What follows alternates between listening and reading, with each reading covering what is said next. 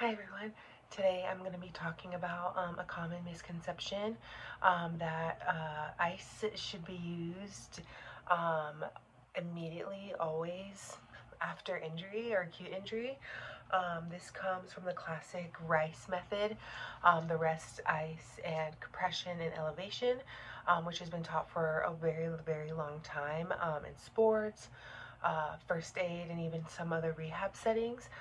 It sticks around because it's simple and it's easy to remember, and people usually associate ice with reducing swelling and speeding up recovery. But when we look at the physiology and the evidence behind this, the myth or the misconception that it helps heal faster or is always great for after acute injury doesn't really add up.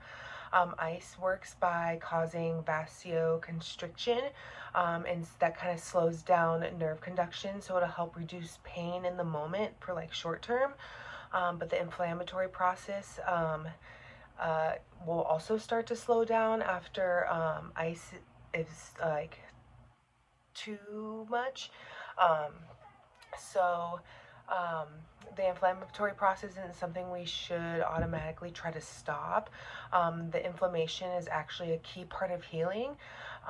So it helps deliver nutrients and immune cells to these injured cells and tissues. Studies now show that while ice may help with the pain relief right after injury, it doesn't help improve long-term outcomes like range of motion, the strength recovery, also things like getting back to return to play faster. Even overusing ice can actually delay healing by limiting the circulation and slowing down the natural repair process. We originally promoted ice, but this has been updated now, and then we are it's shown that we're warning that too much ice may not be very actually beneficial. So what does this mean for like our decision making as athletic trainers? Instead of automatically like reaching for ice after every injury, even when there might be like an acute like fracture or like a hairline fracture, potentially ice can make the pain worse. But ice can also you want to try to maybe tailor the approach to the injury.